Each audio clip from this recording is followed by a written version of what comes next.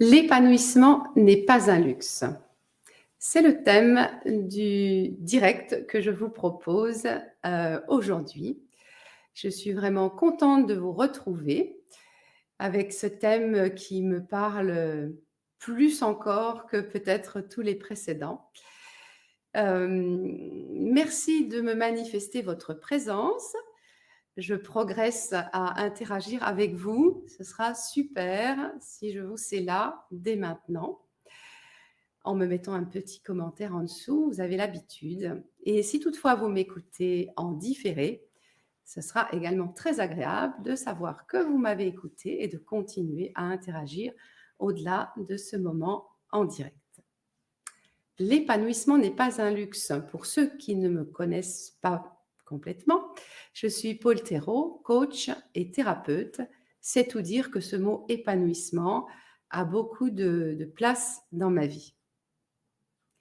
Je vais remonter à mon étude de l'allemand au lycée. Peut-être comme moi, vous avez appris allemand deuxième langue. Et à l'époque, je me disais, c'est dommage. Allemand première langue, ils ont appris à demander à manger, à trouver leur chemin dans la ville. Et nous, deuxième langue, on commence tout de suite par un vocabulaire beaucoup plus élaboré, mais on ne sait pas demander notre chemin dans la rue. Et donc, la leçon, c'était un jeune homme qui s'était cassé la jambe et il était question de sich entfalten. Voilà, je ne sais pas si vous êtes germanophone. En tout cas, moi, je me rappelle que sich entfalten, je l'ai répété de longs mois au détour de cette jambe brisée, s'épanouir. Voilà. C'est drôle, hein, comme les mots nous accompagnent depuis longtemps. Bonjour Gérard, je suis contente de te retrouver aujourd'hui. Voilà, merci de ta fidélité. L'épanouissement n'est pas un luxe. Je m'en suis rendu compte assez récemment finalement. Quand j'avais 15 ans, je me disais dans mon fort intérieur, j'ai de la chance, je suis bien dans mes baskets. Vous voyez, à l'époque, je le voyais comme une chance, un peu comme un bonus, un luxe. Voilà. Ça, c'était quand j'avais 15 ans, quand j'apprenais sich entfalten au lycée.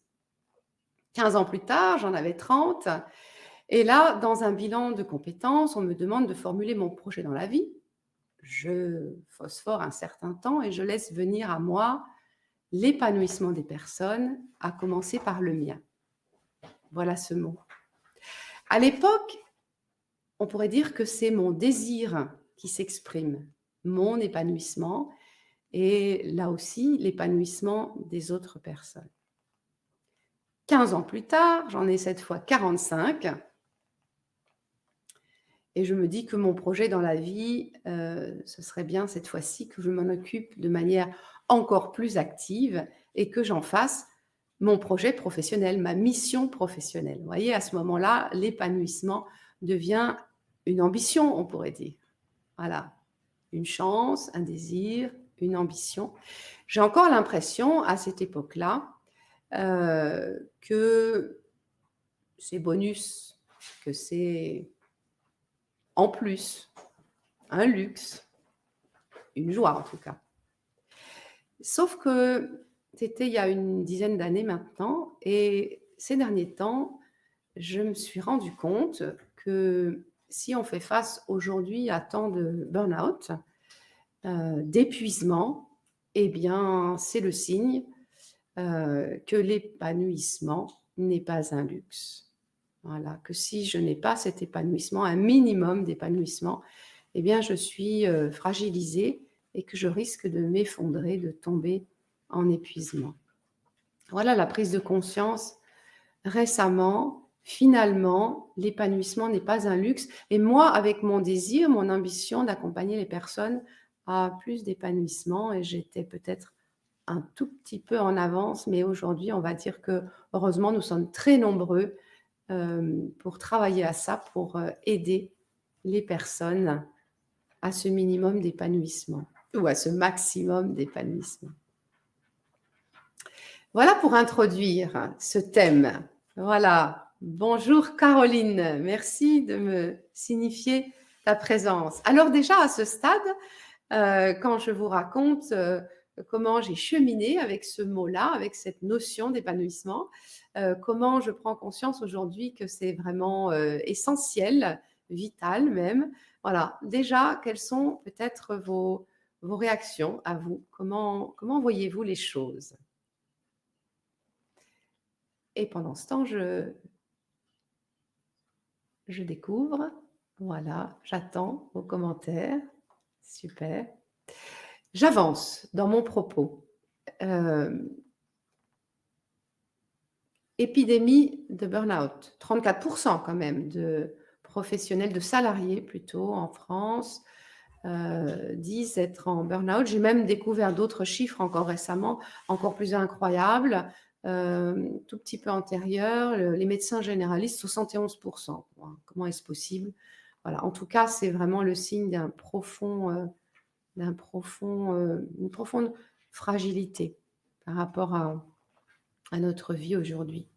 On pourrait donner encore d'autres illustrations. J'ai un spécialiste, un collègue, spécialiste des problématiques de santé au travail. Vous voyez, depuis des années, la première cause, de problèmes de santé au travail, c'était les troubles musculo-squelettiques. Ça y est, les risques psychosociaux sont passés devant. Voilà. On pourrait encore évoquer l'accélération de la dégradation de la santé mentale. On pourrait penser aux pédiatres qui s'inquiètent énormément de la santé mentale des enfants. Mais voilà, on a pu constater avec la crise sanitaire que c'était vraiment un sujet et que ça concernait tout le monde et que nos services de santé sont débordés. Bonjour Michel. Voilà, enchantée de t'accueillir dans ce live. Voilà, 40% des employés aux Pays-Bas font du bullshit job. Oui, on pourrait énumérer des chiffres. Voilà. Que mettez-vous sous le terme épanouissement au travail? Alors, mon propos aujourd'hui, c'est l'épanouissement au sens large. Bien sûr, comme le travail représente une grosse partie de notre vie, et ça va être aussi une question. Est-ce que je suis au bon endroit? Est-ce que ce que je fais correspond à qui je suis? On va y venir. Mais en tout cas, commencez par peut-être me donner vos propres témoignages pour enrichir notre échange. Alors, qu'est-ce qui se passe? Qu'est-ce qui fait qu'on est à ce point vulnérable par rapport au risque de burn-out, de risques psychosociaux, de santé mentale? Voilà. Qu'est-ce qui se passe? Voilà, Caroline nous dit: «Je pensais vraiment m'épanouir au travail et en dehors. Ça ne m'a pas empêché de faire un burn-out». Ouais, si c'était si simple. Merci, merci Caroline. C'est un sujet complexe, hein, un sujet très complexe.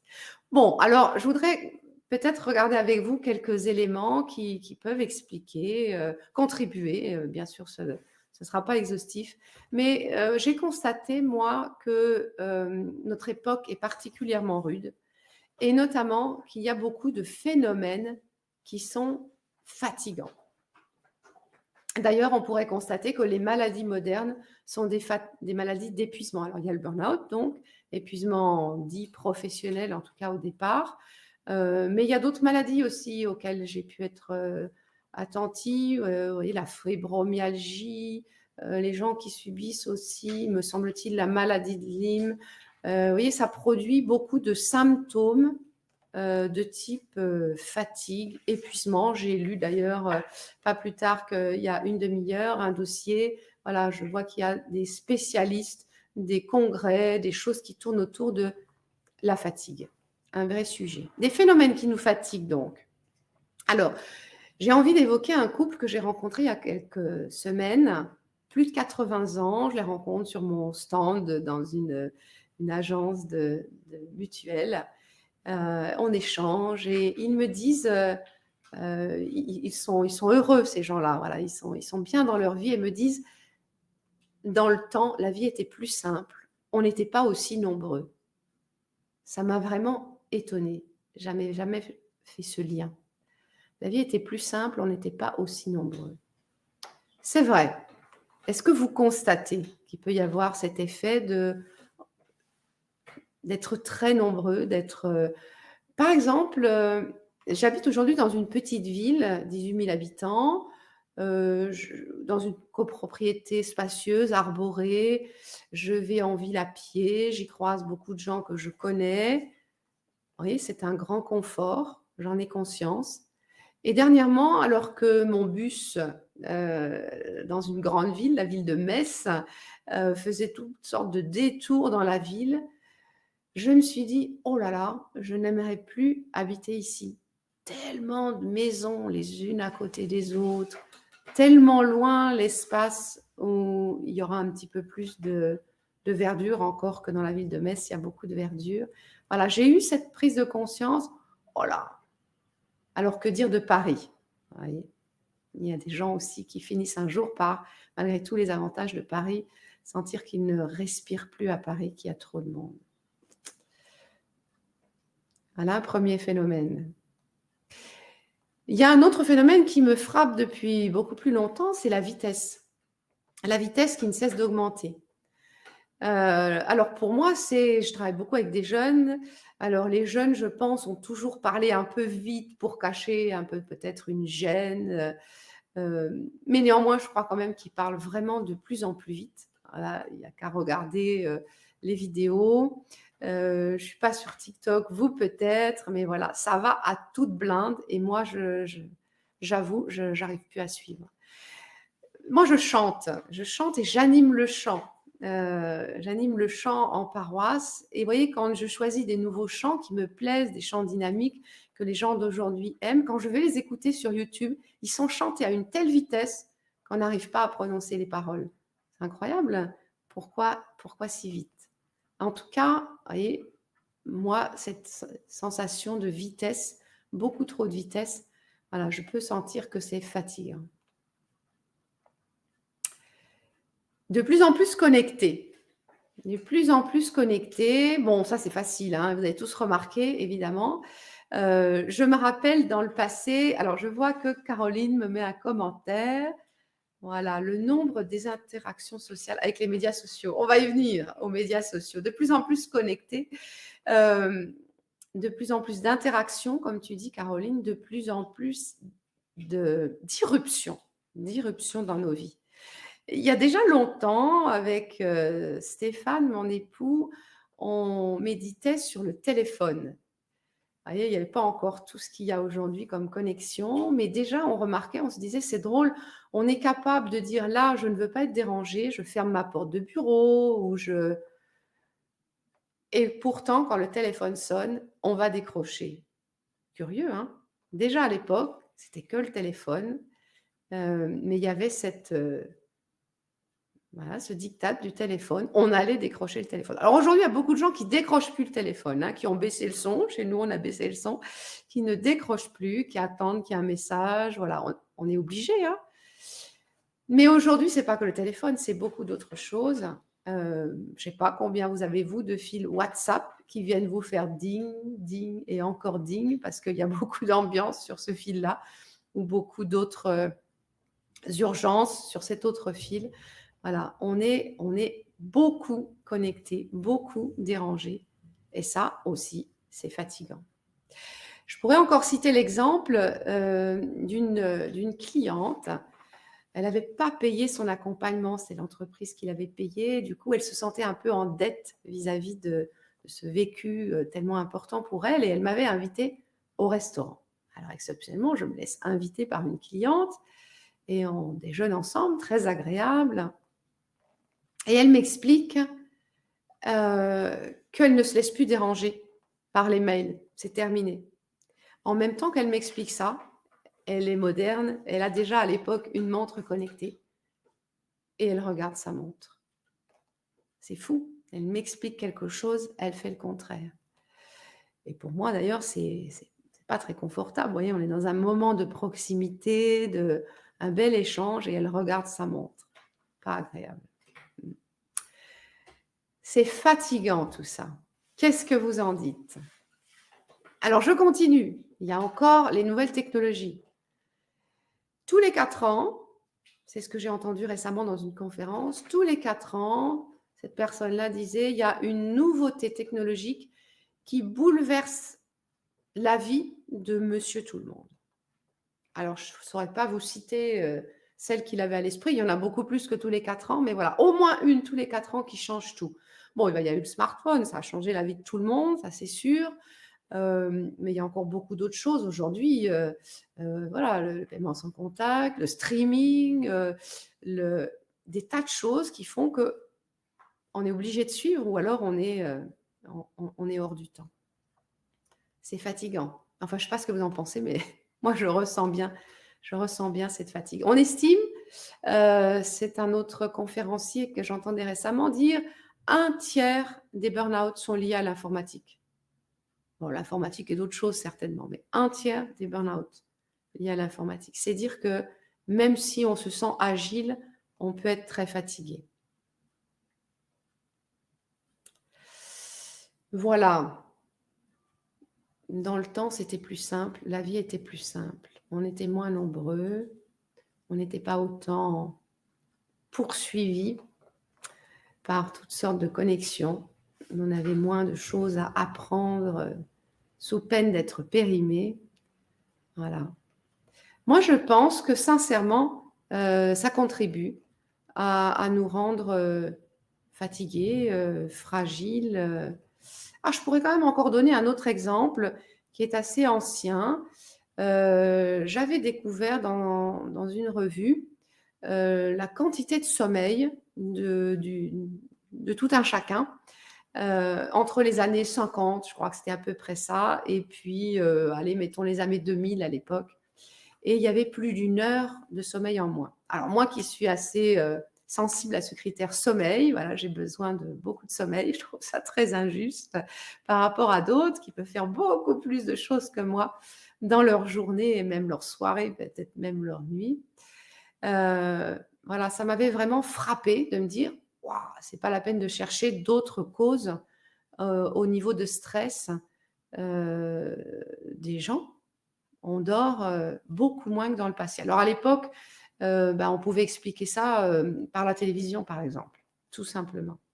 Et aujourd'hui, je pense que le sommeil a certainement encore beaucoup réduit en quantité, peut-être même entrecoupé, voilà, avec toutes les connexions, les téléphones, qui sont sur la table de nuit, c'est sûr. Voilà. Alors, je pourrais continuer, hein. Il n'y a pas que ce qui nous fatigue, il y a aussi bien sûr, 2 autres phénomènes que je vais citer sans les développer énormément, mais voilà, il y a beaucoup d'incertitudes aujourd'hui, ça suscite énormément de stress. On Qui peut savoir à quoi ressemblera demain? Ça a été particulièrement intense quand on était dans cette, crise sanitaire où là, on a vraiment pris conscience que quand on organisait quelque chose, on n'était pas capable de savoir si on allait pouvoir avoir nos invités à notre mariage ou se contenter de 10 personnes avec le masque et tout. Voilà, hein. À quoi va ressembler demain? Heu, c'est terriblement stressant, même si on ne s'en rend pas compte, hein, de ne pas savoir, de ne pas pouvoir tranquillement se laisser porter vers demain dans la confiance que ça va, je connais. Mmh. Il y a aussi la montée de l'agressivité, évidemment, à l'autre bout du monde. Voilà, on en est témoin et beaucoup de gens sont extrêmement touchés, des enfants, qui meurent, à l'autre bout du monde, sous les caméras, et qu'on peut voir à la télévision. Mais beaucoup plus proche de nous aussi, hein, sans parler des attentats, des agressions, c'est tout simplement en sortant de chez nous, en allant chez le boulanger ou voilà. L'agressivité, c'est pas c'est vraiment clairement, beaucoup plus intense que par le passé. Tout ça, ça nous suscite beaucoup de stress. Alors quand on dit ça, j'ai envie de dire comment se protéger, vous voyez? C'est le premier réflexe, comment se protéger? Comment faites-vous pour vous protéger? Pour essayer de vous épargner un petit peu de ces sources de fatigue, de stress. Ça m'intéresse, moi. J'accompagne beaucoup de personnes, on va travailler très en profondeur et en même temps, est-ce qu'on peut commencer par se protéger?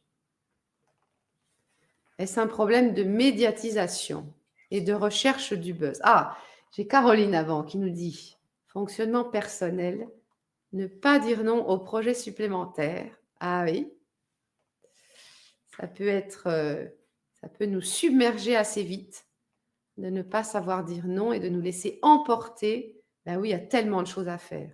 Surtout si on est quelqu'un de passionné, de généreux, enfin, vous allez reconnaître les qualificatifs qui sont les vôtres. Voilà, comment ne pas se laisser submerger, effectivement.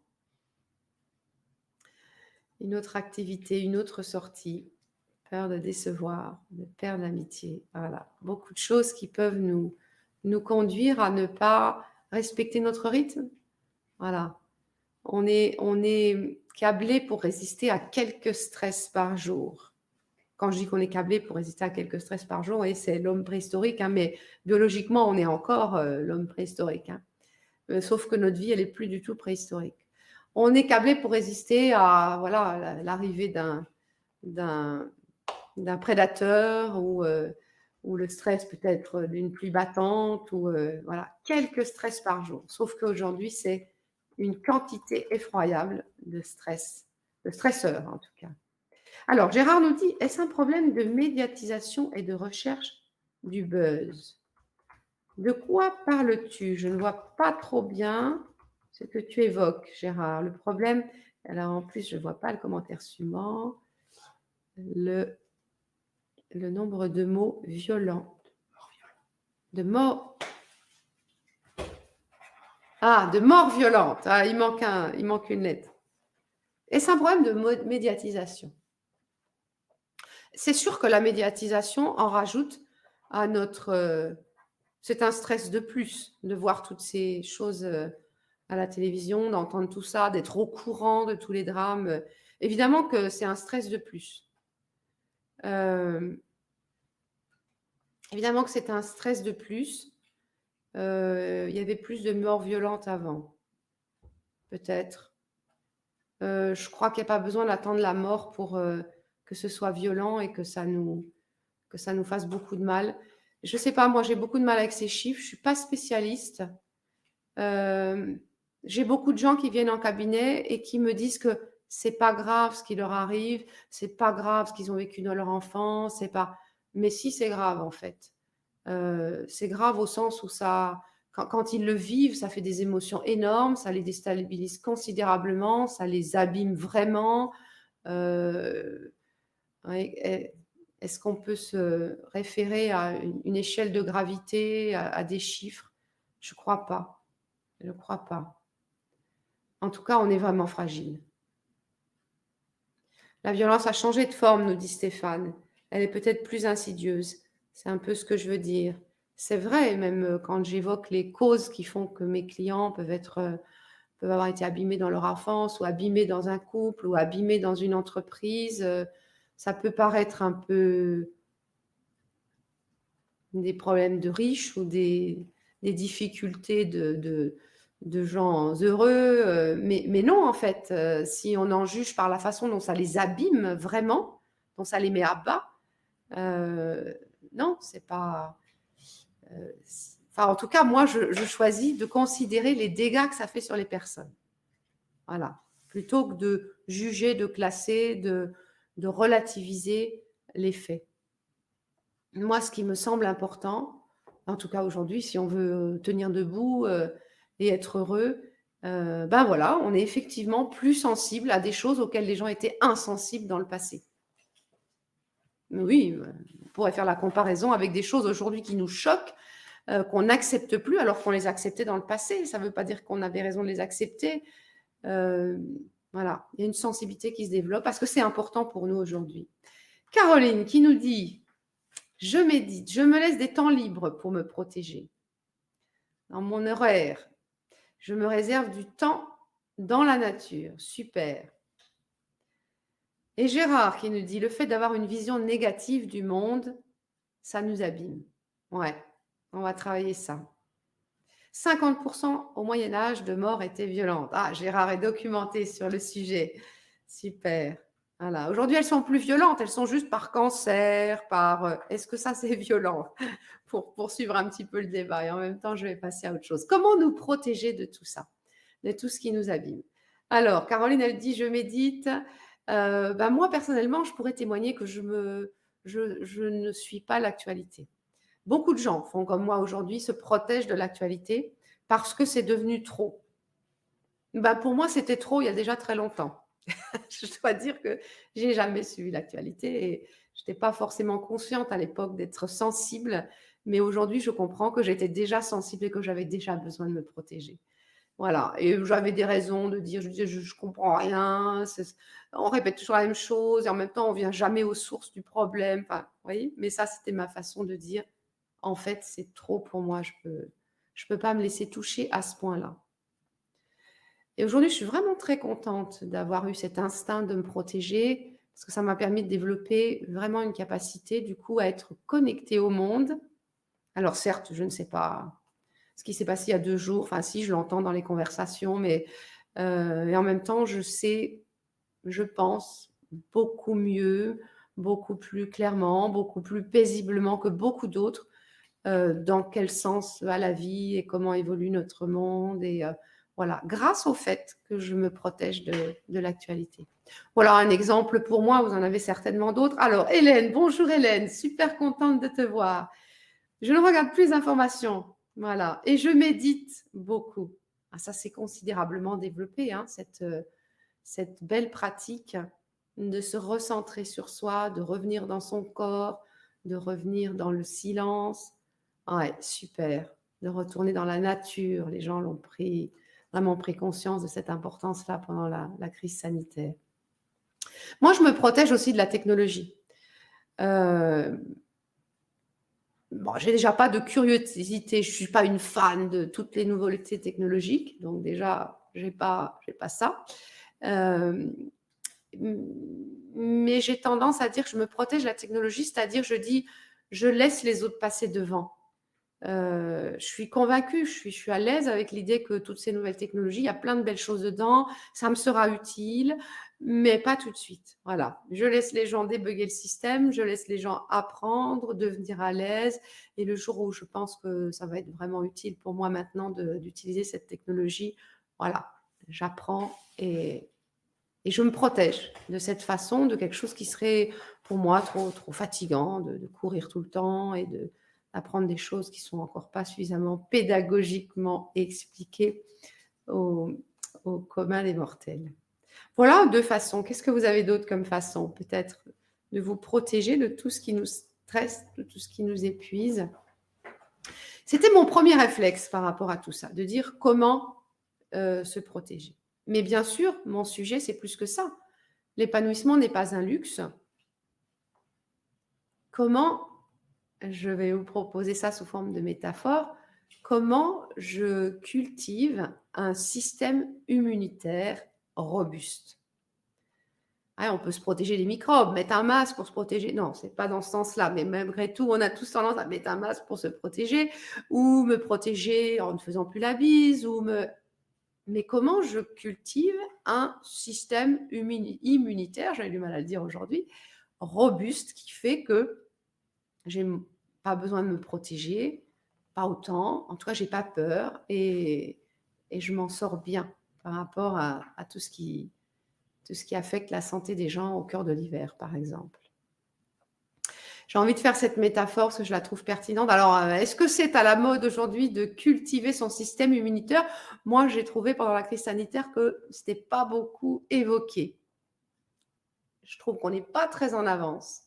Il me semble que dans le champ psychologique, il y a quand même plus une conscience de l'importance de développer, alors non pas notre système immunitaire, mais notre épanouissement. Voilà, je trouve qu'il y a quand même, voilà, j'ai un regard positif là-dessus. Je trouve qu'il y a vraiment de plus en plus de gens qui se disent que c'est important de prendre soin de soi, de chercher à être à la bonne place pour revenir à la question de l'épanouissement professionnel. Voilà, est-ce que je suis dans un métier qui me fatigue, qui m'abîme, ou est-ce que je suis dans un lieu où je cultive en même temps que je travaille le plaisir des relations, la satisfaction de faire des choses utiles, de grandir en compétences, en confiance en moi, en estime de moi-même. Voilà, ça peut amener à des choix pour certains, de changement. Mmh. Comment je cultive mon système immunitaire? Comment je cultive mon épanouissement pour être moins fragile quand va survenir? Alors, je repense à Caroline tout à l'heure qui disait: «Je croyais avoir déjà beaucoup cultivé tout ça et puis ça n'a pas empêché que je m'effondre en burn-out». Alors, on ne prend pas au premier degré mon propos. Je suis convaincue, Caroline, que tout ce que tu avais déjà fait comme travail pour être épanouie, personnellement et professionnellement, je suis convaincue que ça t'a permis de vivre autrement cette étape, cette épreuve. Voilà. Tu n'es pas tombée de la même manière, tu t'es relevée autrement que si tu n'avais pas fait tout ça. Peut-être que tu as été sensible et fragilisée plus que si tu n'avais pas fait ce travail parce que voilà, on progresse en sensibilité. C'est un peu dur ce que je dis là. Voilà, comment ça te parle, Caroline? En tout cas, moi, je suis sûre que quand on cultive son épanouissement, on on se protège de tous ces stresseurs et on se donne la chance d'être plus heureux et de se relever mieux parce que les épreuves de la vie, elles arrivent, hein, on ne les choisit pas, hein, que ce soit ton burn-out, Caroline, ou que ce soit le divorce qui tout d'un coup nous accable, ou que ce soit l'entreprise qui ferme et l'absence de travail qui fait qu'on s'effondre parce qu'à 55 ans, on n'a pas fait d'autres métiers. On ne choisit pas tout ça. Alors, Gérard nous dit: «Je construis une légende basée sur ce qui est positif dans ma vie». Super. Je positive ma vie. Je relis ma vie avec des lunettes positives. Je la raconte avec plaisir. J'en fais un cadeau pour les autres. Merci Gérard. Oui, j'ai bénéficié de ça. Voilà. Super. Et Caroline, j'ai pris la responsabilité. J'ai regardé les facteurs extérieurs et surtout, j'ai travaillé à l'intérieur. Merci Caroline de ton témoignage. L'épanouissement n'est pas un luxe, n'est plus un luxe. C'est vraiment essentiel pour, j'allais dire, encaisser les coups que la vie nous fait, résister à cette époque qui est rude. Voilà. Comment on y travaille? Alors, quelques pistes. Pour ne pas être trop longue, j'avance dans mon propos. Quelques pistes. Qui suis-je? Voilà, je pense que c'est un peu banal de le dire, mais tout le monde n'a pas fait ce travail. Voilà, qui suis-je? Est-ce que j'ai pris le temps de m'arrêter, de rentrer un peu à l'intérieur de moi pour apprendre à me connaître au travers de ce que j'ai vécu? Voilà, une première étape. Qui suis-je? Qu'est-ce qui, dans ce que je suis, dans ce que je suis, dans la façon dont je fonctionne, dans la façon dont je vis, dans la façon dont je suis entourée, dans la façon dont je travaille, qu'est-ce qui, dans tout ça, me plaît et ne me plaît pas? Voilà. Est-ce que j'ose regarder ça? Et dire: «Il y a des choses, j'aimerais bien que ce soit autrement, j'aimerais bien si je pouvais et je peux». Voilà, mettre ça un petit peu, en dehors de ma vie et qu'est-ce que, au contraire, dans ma vie, voilà, me plaît et ça, j'aimerais bien le cultiver davantage. Voilà. Moi-même, dans ma relation aux autres et dans ma relation au monde. Voilà une deuxième piste. Qui je suis? Qu'est-ce que je vis et qu'est-ce que je garde ou qu'est-ce que j'aimerais transformer? Voilà. Qu'est-ce qui ensuite est important pour moi? Voilà. Qu'est-ce qui est important pour moi? C'est profond, hein?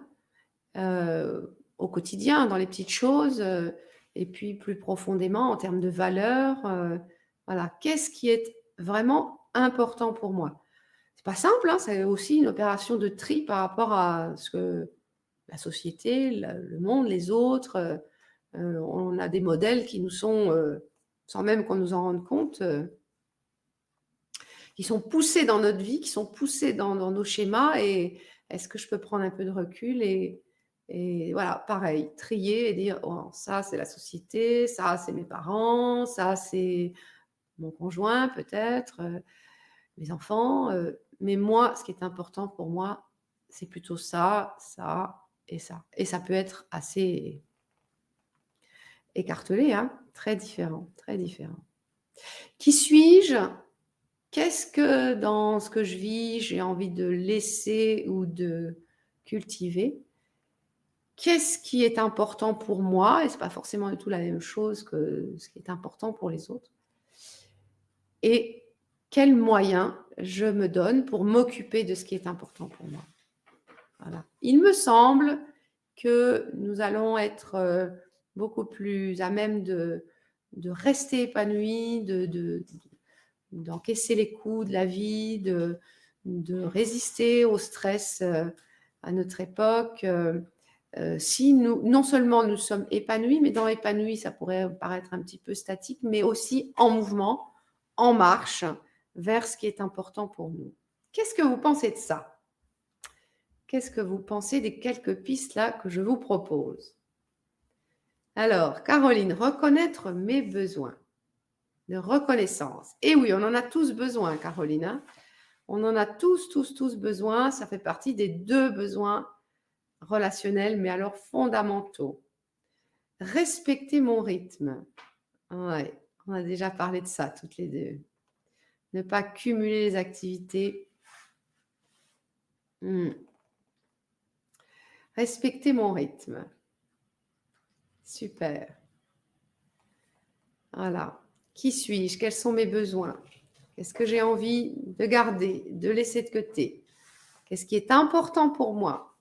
Quels moyens je me donne pour contribuer à ce qui est important pour moi? Contribuer à mon profit, et c'est par exemple, peut-être dans certains cas, m'engager pour changer de travail, parce que décidément là, je n'y arriverai plus, hein, ou m'engager pour, essayer d'influencer, les modes de travail dans mon entreprise, ou voilà.